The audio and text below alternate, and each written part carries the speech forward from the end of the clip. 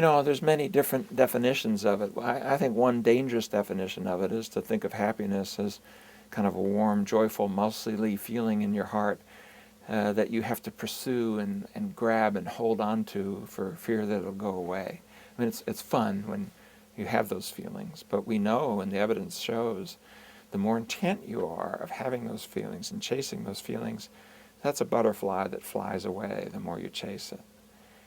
A better way to think about happiness, that it actually is something that I think you can reach toward, is it's living in accord with your values and in a way that is more open and accepting of your history as it echoes into the present. That's more self-affirming, self-validating, and values-based.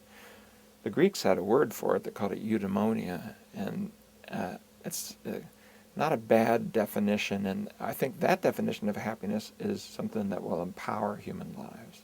The definition that we have that gets very hedonistic and emotion-oriented, the problem is there's too many quick and dirty ways to chase that in ways that end up being unhelpful to people. If you avoid the feelings of betrayal and the sense of insecurity that comes in relationships that aren't working, by running into detuned relationships, by sexuality that isn't connected to intimacy, etc. Yeah, you might feel good, but it doesn't live well. If you, just have another martini or even more severe forms of substance use, yeah, it might feel good, but it doesn't live well.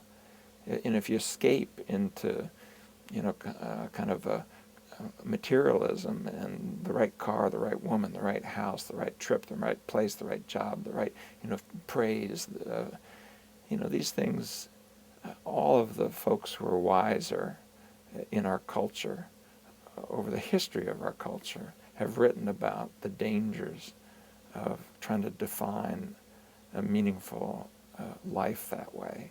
But commercial culture in our media is constantly encouraging us to think that if we feel good, we live well, and then we're only too happy, thank you very much, to sell you goods and services, from the dancing ovoids of the pill you can take, or the trips or the cars or the clothes or the women that you can get with, whatever that is that will give you the quick route to that. And it's an empty promise. I think young people know it's empty, but they're not quite sure what to do. And I kind of look at what's on the T-shirts and I see another solution, which also worries me. I see just do it, no fear. This kind of suppressive response to the treacle that the culture tries to define for us as a meaningful life also blows up on you.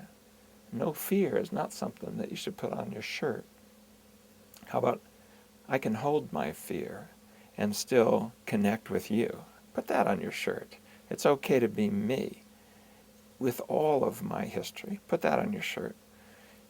So there's a middle path. There's a guy who sat under a tree a long time ago who is important to a pretty big chunk of the human population, who called it the middle path. There is a middle path between indulgence and suppression, but the culture has overwhelmed that in the cacophony that has been created in the modern world, and the commercial encouragement of avoidance and indulgence on the one hand, or suppression and just do it, treating yourself as an object on the other.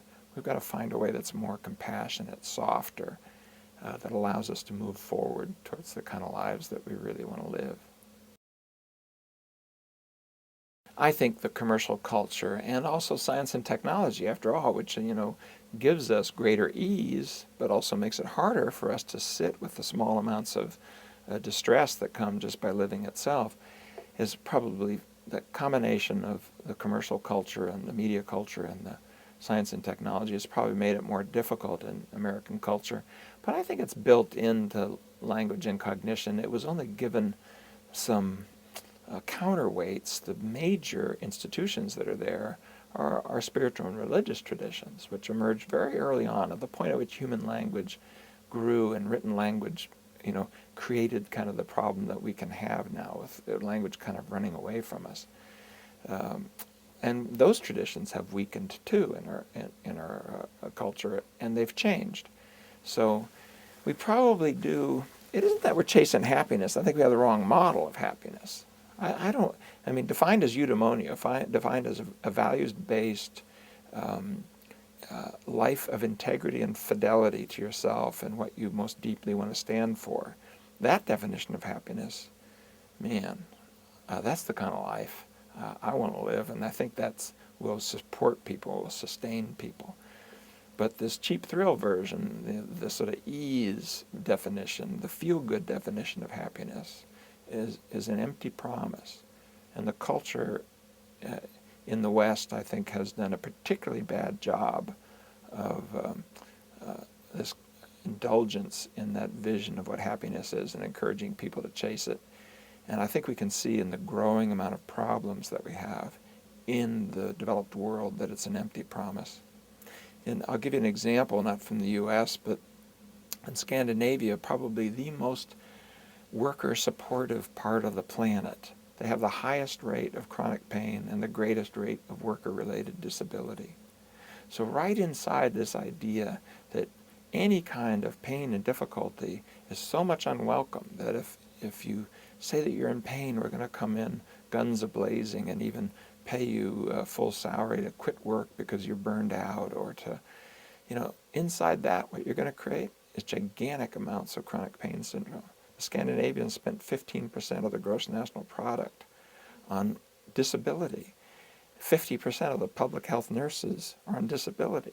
I mean, and that's where we're headed in the U.S. too, because unless we get wiser as how to carry the difficulties of life in a way that's self-compassionate and empowering, we can create this kind of world in which we'd rather sort of plug into the matrix with whatever pills or escapist tendencies we can think of, instead of walking through a process of living that's going to include loss. It's going to include limitations on functioning. It's going to include some significant difficulties. We need to learn and teach our children how to do that, and the West is just doing a terrible job of that right now.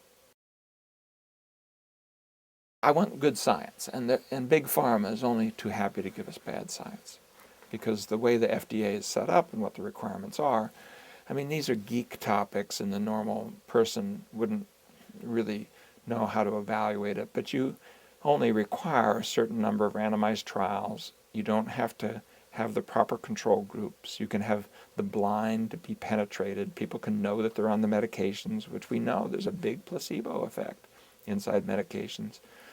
So the science is often inadequate. The best science that's out there, then that's fine. Let's go there. And there's decent science. Let's take something like antidepressant medications. There's decent science saying it has an effect, but it's shockingly small. After you control for penetration of the blind, people knowing that they're getting the active pills versus sugar pills, if you use an active control, it's probably only a few points. Like in depression, on a 56-point scale, the estimate is it probably accounts for about 2 points difference. But it's a multi-billion-dollar industry. And by the way, has huge side effects. And some of these medications, 40% of the people taking them have significant sexual side effects, for example, and that's just one. The level, a single antidepressant medication can be worth $1 billion to a company. So I want good science, and I want it to be realistically marketed. I think all these commercials that we have are only 2 countries in the planet that allow pharmaceutical companies to market directly to people, New Zealand and the United States. It's a bad idea, in my opinion. I think that it ought to be better regulated. And when it's presented to people, it ought to be presented in a way that's realistic. For example, often people will prescribe these medications and will say, you have a brain disease, you'll have to be on these medications permanently, it's because you have a brain disease.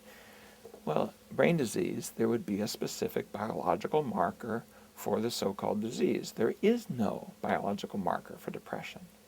It's not true that we know that it's a brain disease.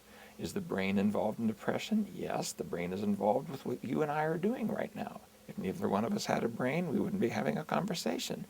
But that doesn't mean it's a brain disease. And so the prescribers very often overstate oversell, and the detail people are only too happy to tell them to do that, this idea that there's something wrong with your brain, and because of that you're permanently, by the way, almost never are these medications evaluated with what will happen if you're on them for 3, 4, 5, 10, 15 years. Sometimes some of the side effects that come up only later, and sometimes they're very severe, even irreversible side effects.